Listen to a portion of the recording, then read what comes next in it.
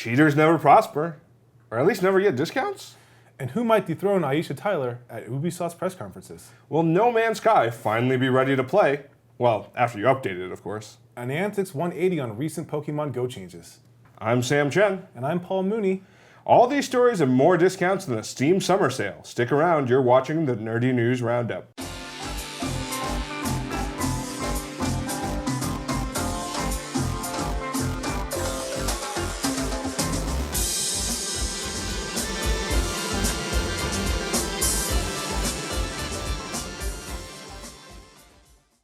We begin this show with the unlikely pairing of Phil Spencer and Steven Spielberg. The Halo TV show announced in 2013 has obviously missed its fall 2015 debut on Showtime.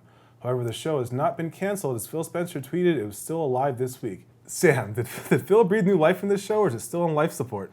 So I think the show is still kind of on life support. I think the problem with it is you had it go to Steven Spielberg, who is working on a couple of relatively big projects right now. Right. I think Ready Player One is supposed to come out next year or the year after. Then he's got another indie movie right after that.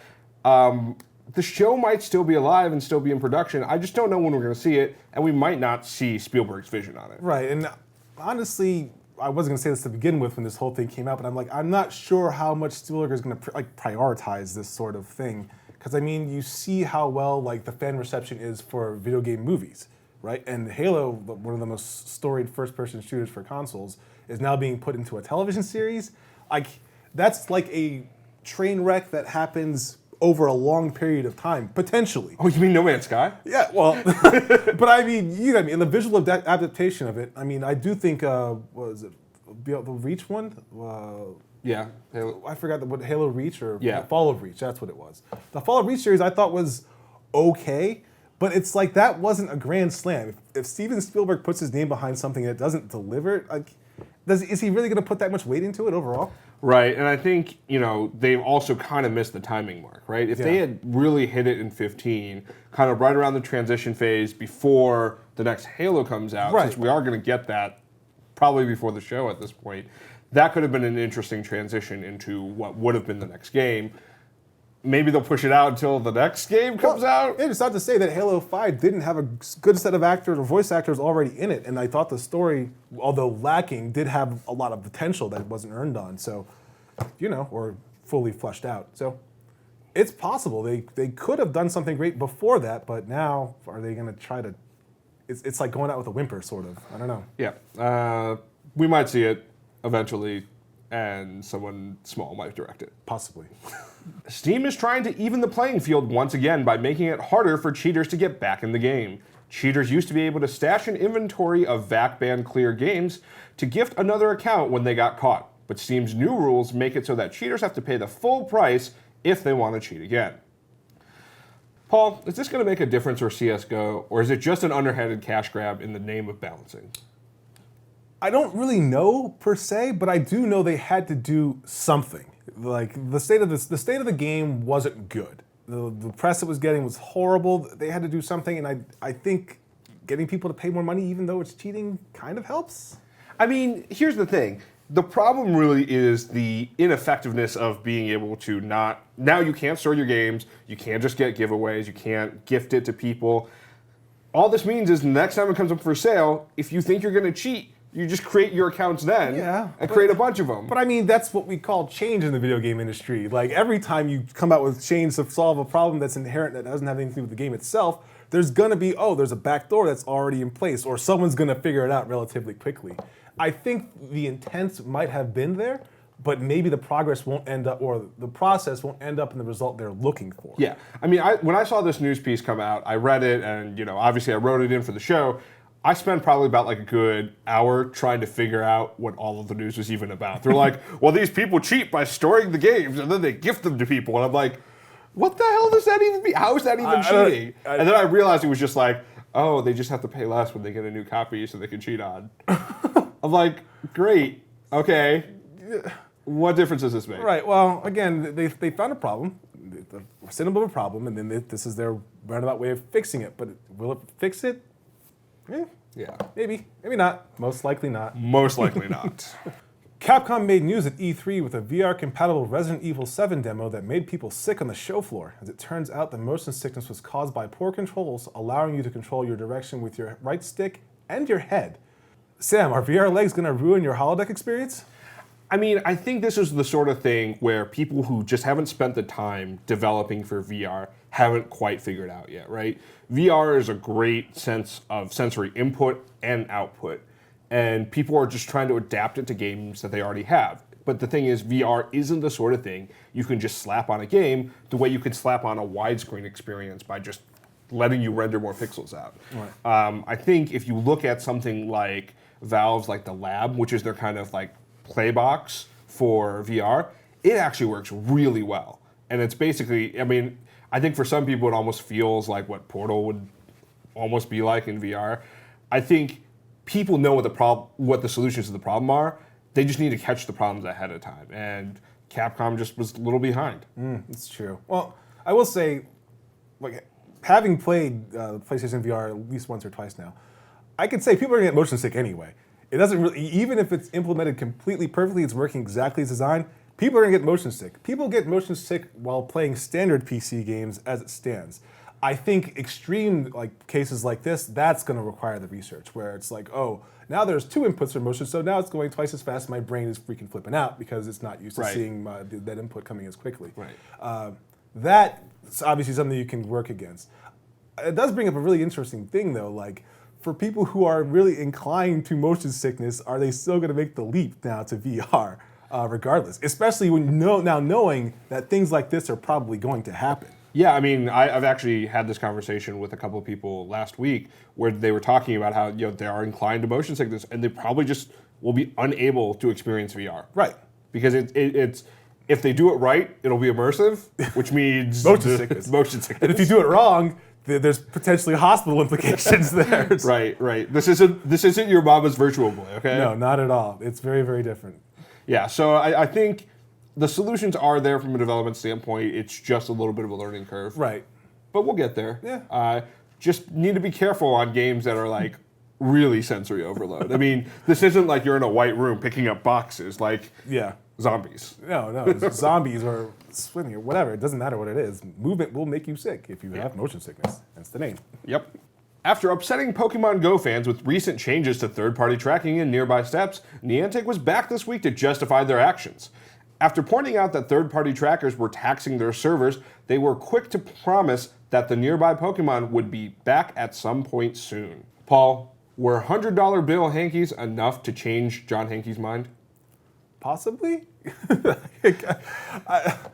don't know. I think it was probably more just of the outrage from the public that made him change his mind about it. It probably had very little to do with the back end of it. It's more that's like, oh, we're getting bad press. We can't really afford bad press, so let's just kind of like bring the tide back to our side.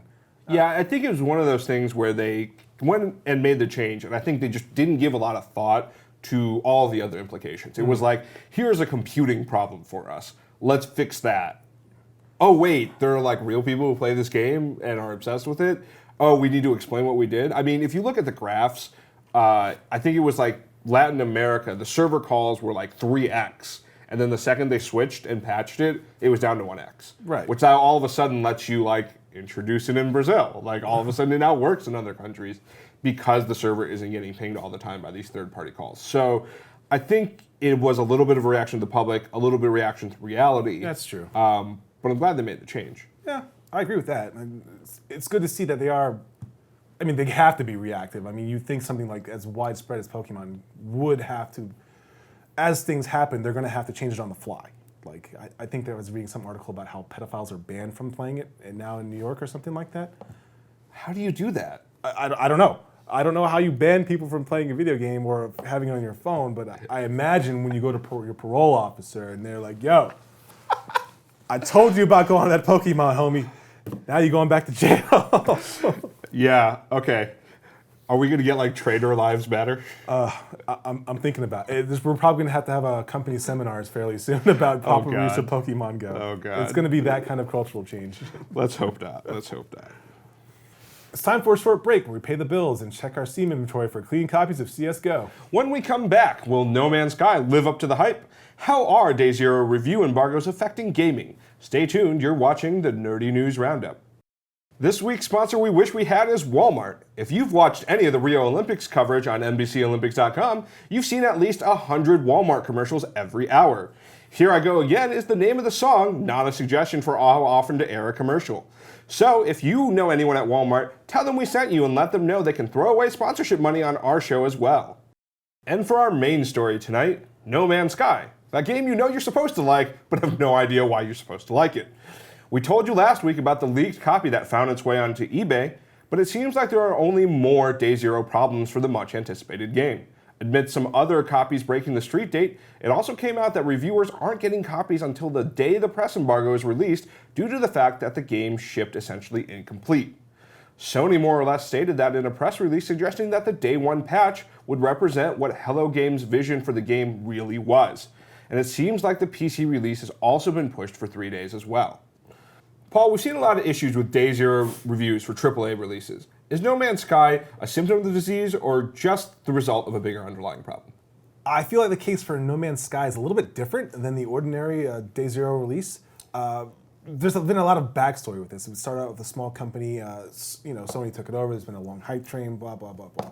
But there is a much larger problem happening with no review releases that's been kind of an underlying problem with the games industry in general.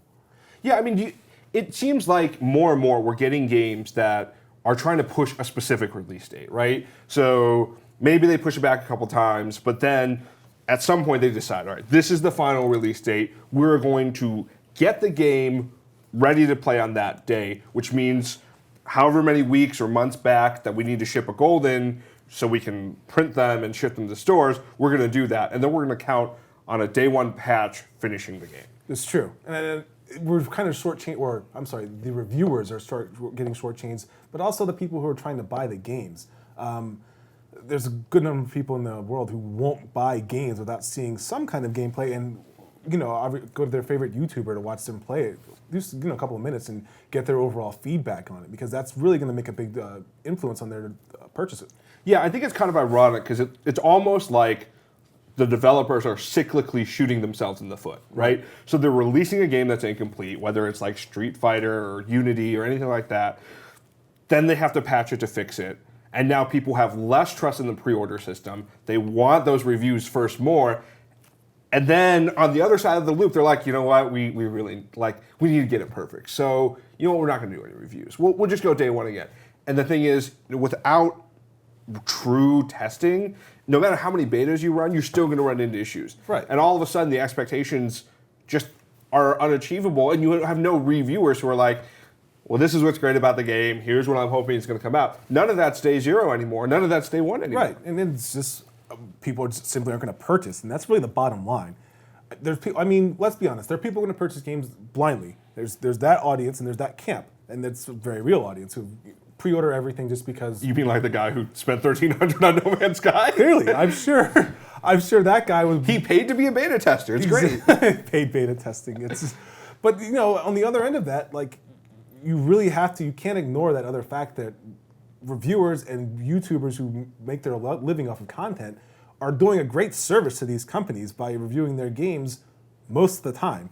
I mean, if anything, the ones who okay, I'm just going to release this game, I'll give you a review copy, I'll pay you to say good things about it. They shouldn't have put out that game in the first place. Right. That's not a good practice. But for it's even worse to say, no review copies. We're just going to release this game. The hype train is all that's left the station. Good to go. And then things may happen down the line, but still, for the day one release. Yeah. I have no problems with an embargo of reviews being the day one release, right?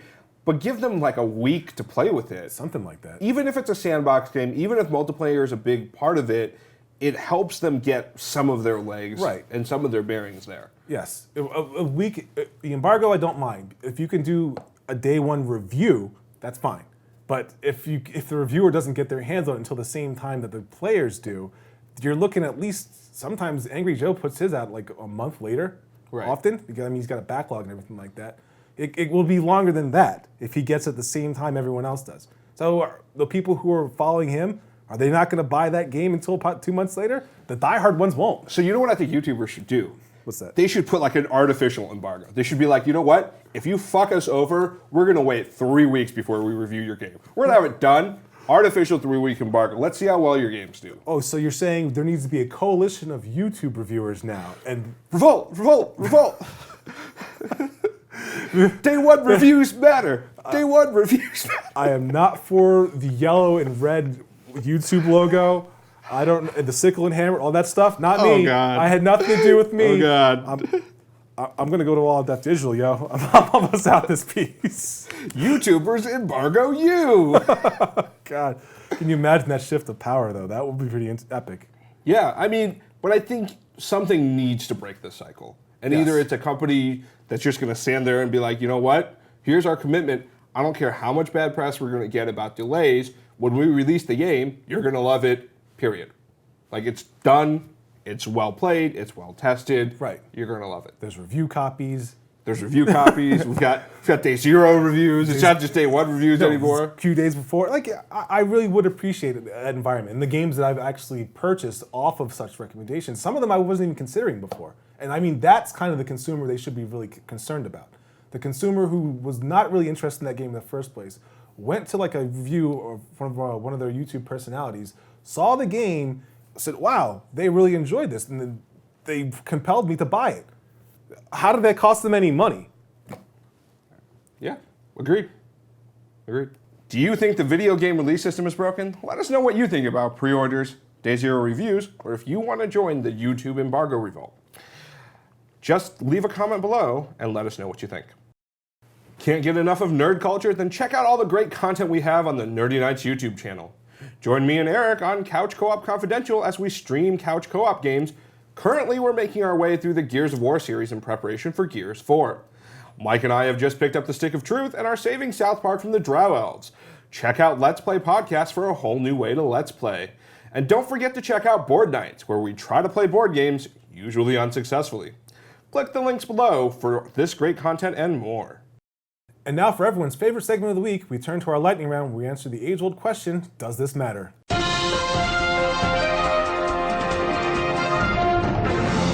The console that looks great on paper but no one really needs just released. And no, I'm not talking about a new 3DS, I'm talking about the Xbox One S. The console does ship with an interesting accessory, a Bluetooth-compatible Xbox One controller. Sam, is Microsoft just going after Steam players who are using DualShock 4s?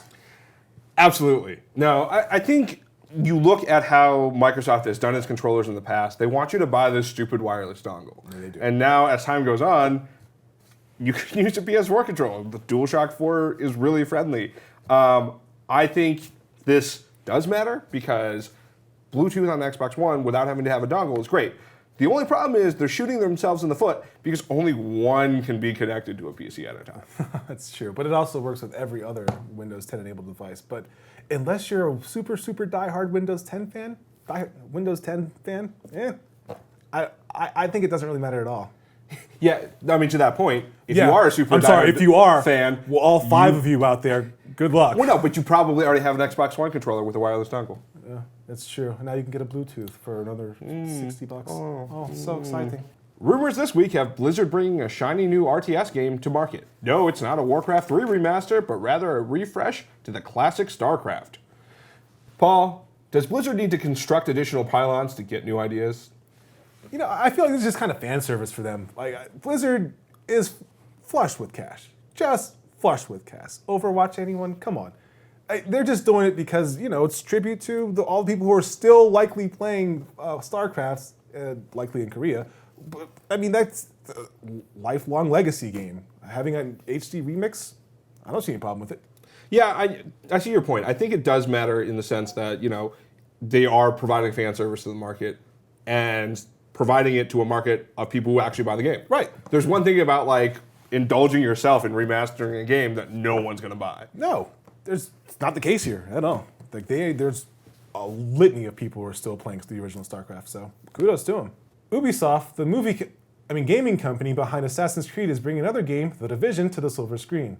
Sam, will Jake Gyllenhaal replace Aisha Taylor at Ubisoft's E3 conference next year? I sure hope not. Aisha Taylor's great. I think the thing here is, I don't know how much success they're going to have with the Assassin's Creed movie. The E3 release looked pretty good, but it just seems like a weird sort of thing for Ubisoft to specifically spin off. That being said, I think The Division is one of those stories that actually is ripe for a movie. So I'm hoping for good things, but I don't know if this matters because if Ubisoft's going to retain a ton of control to it, it might just be weird. That being said, it also doesn't get burdened with all the history Assassin's Creed have. So maybe it's okay. It's possible. Conspiracy, I think they wanted Jake Gyllenhaal to play in Assassin's Creed, but he'd already done Prince of Persia. Oh. Ubisoft is clever. But they still want him, so they got to, I don't know. It's possible. I don't think it really matters all that much. I think The Division could be turned into a better movie than Assassin's Creed, just because I think the plot background behind it isn't as convoluted as Assassin's Creed. But I don't think they're going to make that jump. Aisha Tyler is, gamer fandom. Everyone knows that. Archer, come on. You can't replace her. You can't replace her with anyone. And you can't. Jake Gyllenhaal's a vegetarian. You can't. Ooh. Vegetarians. Shade at vegetarians. I know you were going to sponsor us anyway, so sorry. All right. That just happened. These mics are expensive. Don't drop them. I'm kidding. Overwatch has been turning up the Olympic flames with their Summer Games promotion. The latest addition is a game mode called Lucioball, not to be confused with Lucille Ball. This Rocket League-like game mode is taking the internet by storm. Paul, how long before we see Lucioball as an Olympic sport? 2060. That's my guess. There you go. I could totally see it happening. Well, I think it matters only because it just shows how versatile Blizzard is with their Overwatch dealings. Like, people are like, what are they going to do next? They did something next. They did something that was timed in next. So I think it shows how versatile they're going to be with this upcoming franchise. And I think it also shows how underestimated they are as a company in terms of what they can do in the future. Sure, I think you're right. I think this does matter. This is just like an extension. Like, who would have thought Hearthstone would have been as great as it was? No one. If Blizzard had just been like, hey, we're releasing a card game. We're just like, what the hell are you doing? And then people why don't are we like, get another Starcraft? People get it. Yeah. And Lucioball's great. I haven't played a lot of it, but I do want to play more. I've watched some streams, and I gotta say I'm impressed. I don't even play that much Overwatch, but I mean, come on, that game it's legit. It's a hit. It'll be back. Definitely. A Japanese Olympic gymnast racked up a $5,000 bill in Rio playing none other than Pokemon Go. He only started playing over the weekend. Sam, are cell phone companies just cashing in to catch them all? I don't understand why people don't understand how international roaming works. So this doesn't matter for this guy because the company kind of came back and said, like, we'll let you retro into a $30 a day plan, right? But the thing is, like, Pokemon Go doesn't take up that much data. This is really just like not figuring out how to put in a new SIM card from a new country into your phone. This is true. Like, when I go anywhere international now, unless I'm on T-Mobile, I'm buying a new card. Pretty much. I'm like unplugging the card ahead of time just to make sure I don't get random international charges. I go a step further and just throw my phone out the window of the plane as I'm leaving the country. And then when I get back, I go to the cell phone company, yo, I still got that warranty, yo. Something happened. I don't know what happened. I got robbed, man. I got robbed in Thailand.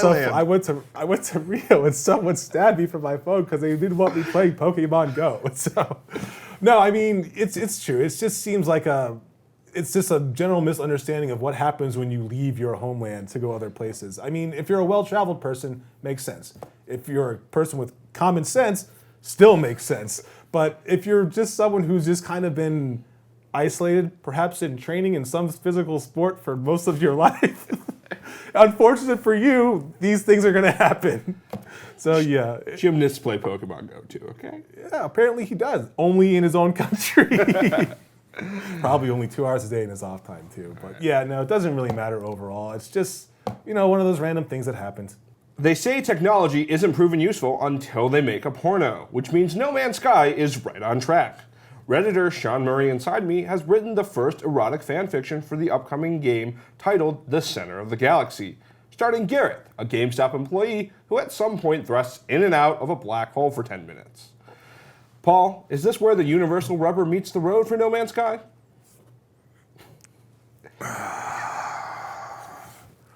Well, let's get this out of the way. this was going to happen anyway. Because Rule 34. Rule 34, if it's on the internet, there's going to be porn. I did that, well, and I guess since there's no narrative in this game that we know of anyway, making up your own seems kind of predictable, but wow. I don't understand. I don't get how people get this creative this quickly in terms of sexuality. Maybe I'm living in the wrong century or something, but I don't even know what to say about if this matters or not. I want to say, like, if I go to the adult superstore, they're going to be like, damn right this matters. But if I go to, like, I don't know, Miss Mary's kindergarten or something like that, they're going to be like, who the hell is this guy? Get him the hell out of here. All right, so I will say, I think this does matter because I listened to this guy's, like, first thing that he wrote about Hello Games, and someone had already, like, put it on YouTube. And like them reading it is fucking hilarious. So there's more erotica before. Wait. Oh yeah. This is erotica / comedy? Yes. More. There's no visual. There's no visual. God, I think the visual would ruin it for me. Leave it up to the imagination, folks. Okay. Well, I'm sure Pornhub will ruin that illusion for you very shortly. All that Overwatch porn. As the show comes to a close, it's time for the meme of the week. This week's meme comes courtesy of Tumblr and Overwatch, starring Soldier 76's dad. Some of my favorites include Soldier 76 on the couch, drinking coffee in his classic 76 slippers. Or this one that reminds all of Diva's would-be suitors why they shouldn't mess with her dad. Or this shot of Soldier getting ready for an AMA all about parenting with the young punks of Overwatch. And finally, Soldier 76 as the pacifier, with Mama Mercy and the kids, Lucio, Diva, Tracer, and Junkrat in tow, coming to a theater near you. Prepare for battle. If you have any ideas for next week's meme of the week, be sure to tweet us at nerdy_nights. And that's it for this week's Nerdy News Roundup. Don't let us go the way of cell phone roaming fees. Remember to like, comment, and subscribe. I'm Paul Mooney. And I'm Sam Chen. Join us again next week because the last thing the world needed was another nerdy news show, but you still tuned in anyway.